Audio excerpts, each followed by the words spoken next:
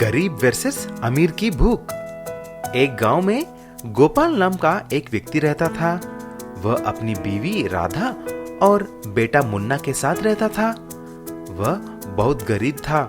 जो कुछ भी काम करके लाता था वह 2 वक्त की खाने में चला जाता था। एक दिन उसकी पत्नी राधा ने बोली, गोपाल जी, कुछ देख रहे हो कि नहीं? अपनी पड़ोसन लीला ने नई साड़ी खरीदी है और सामने वाली घर की रेखा, उसने तो सोने का हार खरीदा है।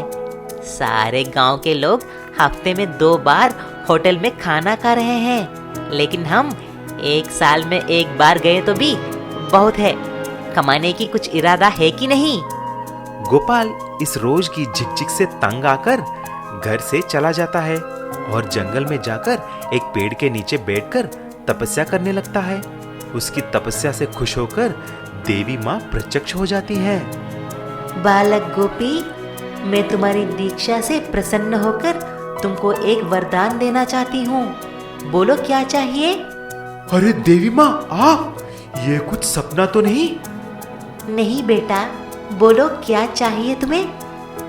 देवी माँ, मुझे बहुत सारा धन दौलत, सोना चांदी, गाड़ियाँ, नौकर और चाकर सब कुछ चाहिए। मैं खुशी खुशी अपना जीवन गुजारना चाहता हूँ।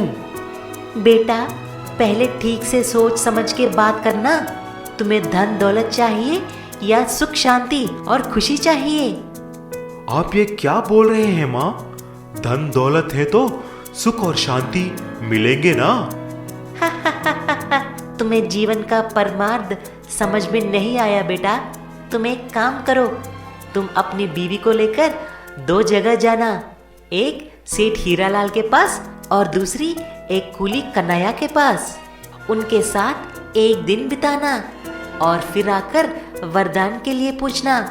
अगर कोई पूछे तो मेरा नाम बोलना। गोपाल और राधा ऐसा ही करते हैं। पहले दोनों सेठ हीरालाल के पास गए। तभी सेठ जी खाना खा रहे थे।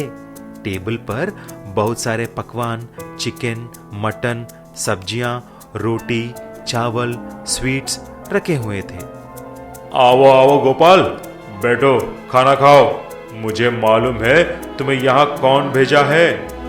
सेठ जी ने इशारा किया और 2 नौकर आकर खाने को गोपाल और राधा के प्लेट्स में भी परोसने लगे और सब खाना शुरू करते हैं। लेकिन सेठ जी सिर्फ चावल और दही खा रहे थे। अरे ये क्या सेठ जी, आप ये सब नहीं खा रहे हैं? गोपाल, मेरे पास सब कुछ है। धन दौलत, सोना चांदी, नौकर और चाकर। लेकिन क्या करें, मुझे बीपी, शुगर, अल्सर, टीबी सभी रोग हैं। इसीलिए मैं दही और चावल के बिना कुछ नहीं खा सकता हूँ। अगले दिन गोपाल और राधा कूली कन्हैया के घर चले जाते हैं।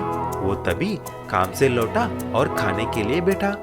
उसके पास सिर्फ दाल और चावल था, लेकिन खुशी खुशी उसकी बीवी के साथ बैठकर खाना खा रहा था।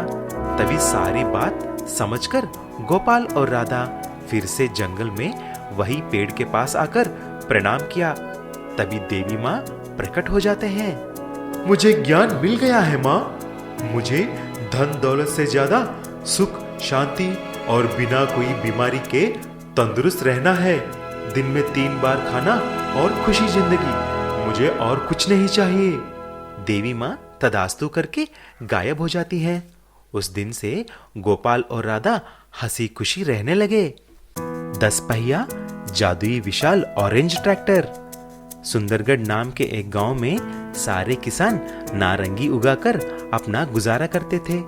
वहां के नारंगी बहुत ही स्वादिष्ट थे, इसीलिए उस सारे शहर में सुंदरगढ़ का नारंगी बहुत फेमस थे। एक बार कुछ किसान अपना सारा नारंगी का फसल लेकर 4 ट्रैक्टरों में जा रहे थे। देखते ही देखते अचानक बहुत बड़ी बारिश हो जाती है।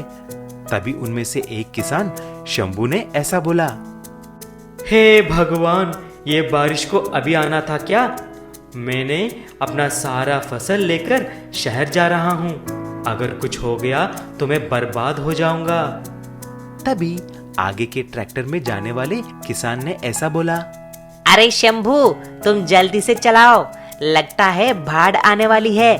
बारिश और बढ़ गया तो बाढ़ पुल के ऊपर से आ जाएगा और शहर जाना बहुत मुश्किल हो जाएगी। शंभू की किस्मत ही खराब थी।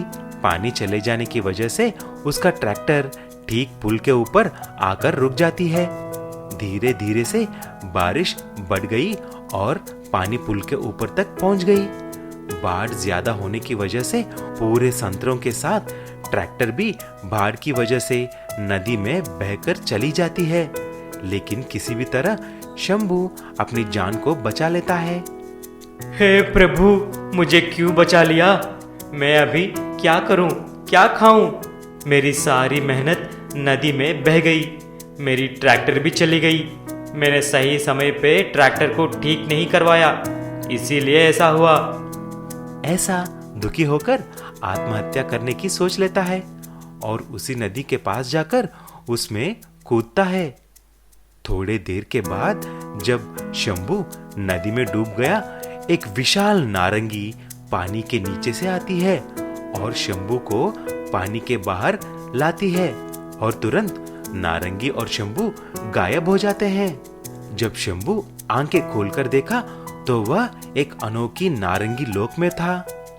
अरे, ये कौन सी जगह है? यहाँ पर सभी नारंगी के पेड़ और सभी चीजें नारंगी के ही बने हैं। वहीं पर दूर बैठा एक आदमी था। वह सफेद कपड़े पहनकर एक नारंगी के पेड़ के नीचे बैठकर तपस्या कर रहा था।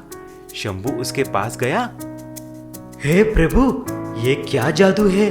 मैं कहाँ आ गया हूँ? ये कौन सा लोक है? मानव, तुम एक जादुई नारंग लोक में हो।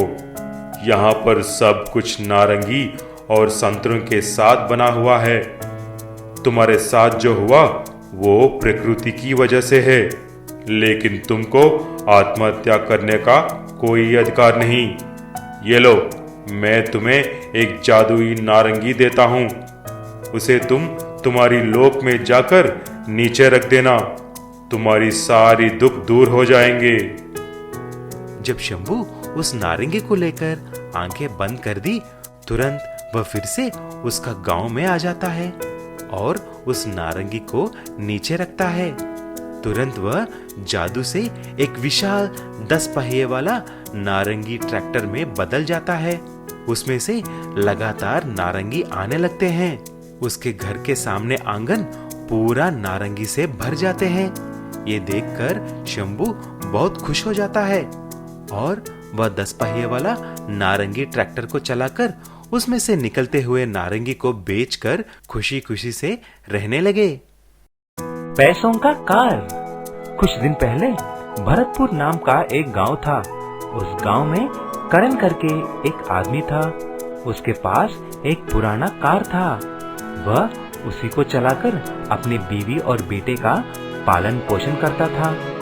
करण बहुत ही अच्छा और नेक इंसान था, लेकिन उसका पुराना कार बार बार रिपेयर होकर बहुत तकलीफ दे रही थी। अरे, ये कार अभी बहुत पुराना हो चुकी है, मैं इसे रिपेयर नहीं करवा सकता। मेरे पास इतने पैसे भी नहीं हैं कि एक नया कार खरीदूं। एक दिन अपने कार में शहर जा रहा था, तभी उसने एक घायल गाय को देखा। तुरंत वह कार रोक के, अरे, इस गाय को बहुत बुरी तरह घाव है, इसको मुझे मदद करनी चाहिए। ऐसा सोचकर उस गाय को अपने कार में डालकर शहर में अस्पताल लेके गया। उस गाय को इलाज करवाया। डॉक्टर उस गाय को एक इंजेक्शन और दवा डालते हैं। गाय बिल्कुल ठीक हो जाती है। तभी वह गाय एक देवता के रूप में बदल जाती है। मानव, मैं एक श्राप की वजह से एक गाय बन चुकी हूँ। एक लॉरी वाले की एक्सीडेंट की वजह से मैं घायल हो गई। आपने मुझे बहुत सेवा किया। आप एक नेक इंसान हैं। बोलो, आपकी क्या इच्छा है? देवता, मेरी कार बहुत पुरानी हो चुकी है, आप उसे ठीक करवा दीजिए बस। बेटा करण, मैं एक वरदान दे रही हूँ, आप इससे कुछ अच्छा ही मांग सकते हैं। मुझे और कुछ नहीं चाहिए माँ, बस मेरी कार को ठीक करवा दो। बेटा, मैं आपकी कार को एक मनी कार में बदल डालता हूँ। और हाँ, हर पौर्णमी की रात को इस कार में से पैसों की बंडल आएंगे, उससे आप खुशी से रहना। देवता ऐसे बोलते ही कार एक मनी कार में बदल जाती है। ये सारी बात करण आकर उसकी बीवी को बोला। उसने यकीन नहीं कर पाई। ये आप क्या बोल रहे हैं जी? आखिर ये बात कल ही पता चल जाएगी, क्योंकि कल ही पौर्णमी है। अगर आपकी बात सच निकली तो इस मनी कार में से नोटों के बंडल निकलना है। उस पौर्णमी की रात करण और उसकी बीवी कार के सामने ही इंतजार कर रहे थे। अचानक से आसमान से एक बहुत बड़ी रोशनी आकर कार पर पड़ती है और उस मनी कार के अंदर से ढेर सारे नोटों के बंडल बाहर आकर गिरते हैं। दोनों बहुत खुश हो जाते हैं। अजी, सुनते हो? आपकी देवता की बोली सच निकली। हम इस पैसों से एक बड़ा जमीन और घर खरीदेंगे और कुछ पैसे गांव के गरीबों को भी दे देंगे। ऐसा करण और उसका पत्नी अमीर हो जाते हैं। हर महीने आए हुए पैसे गांव के गरीबों में बांट लेते हैं।